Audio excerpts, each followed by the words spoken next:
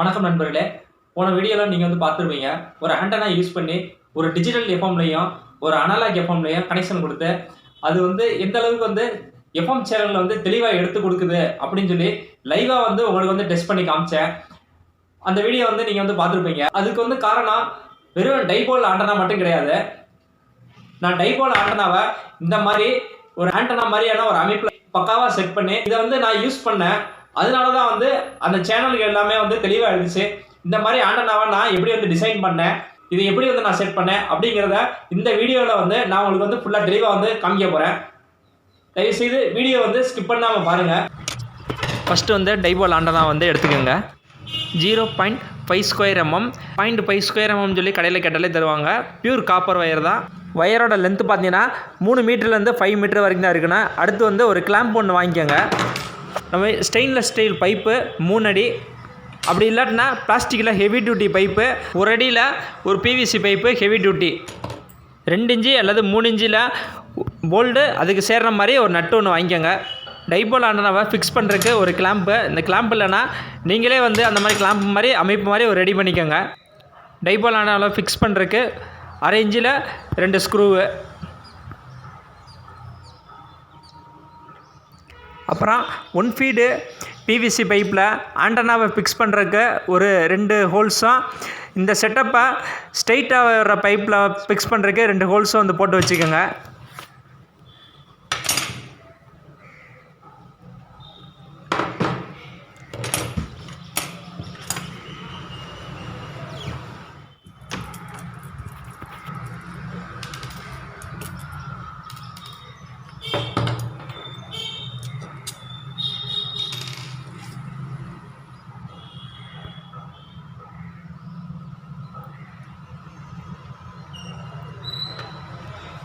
கரெக்டாக சென்ட்ரு பாயிண்டில் dipole antenna fix பண்ணணும்.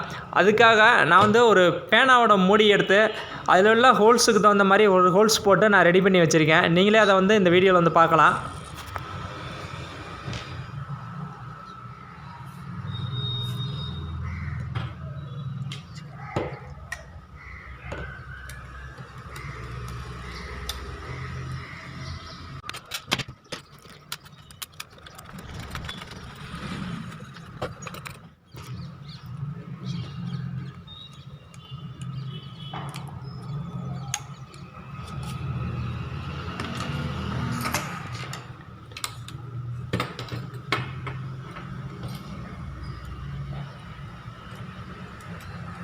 இப்போ நான் ஃபிக்ஸ் பண்ணுற மாதிரி கரெக்டாக சென்டர் பாயிண்ட் வச்சு நீங்களே ஃபிக்ஸ் பண்ணிக்கோங்க.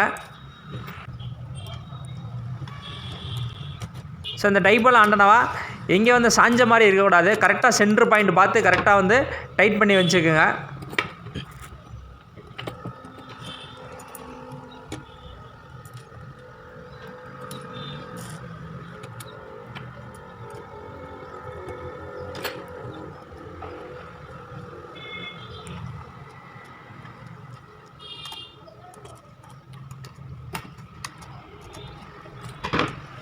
நண்பர்களே, இந்த டைபோல் ஆண்டனாவை ஃபிக்ஸ் பண்ணுற இடத்துல ஹச்டி லைனு, அதாவது இந்த மின்சார பெரிய வயர்லாம் போகும், அந்த இடத்துலையோ இதுக்கு மேலே லைட்டு இருக்கிற இடத்துலையோ மாட்டிடக்கூடாது.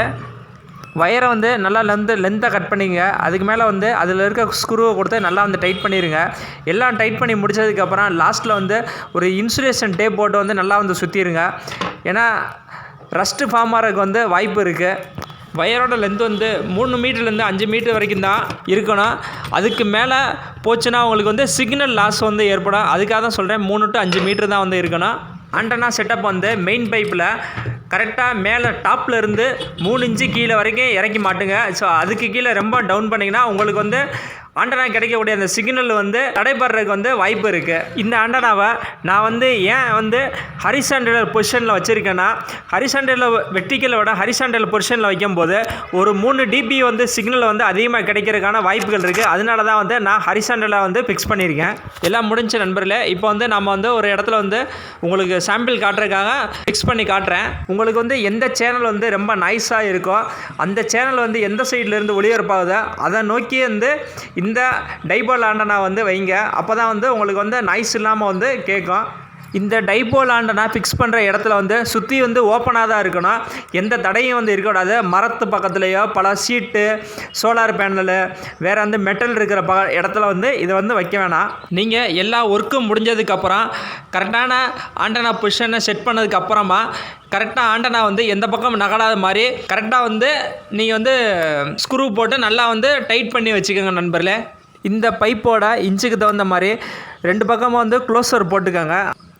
ஓகே நண்பர்களே, இந்த ஆண்டனா பற்றி உங்களுக்கு ஏதாவது சந்தேகம் இருந்தால் கண்டிப்பாக வந்து கமெண்ட் பாக்ஸில் கேளுங்க. இந்த வீடியோவை பார்த்தமைக்கு நன்றி.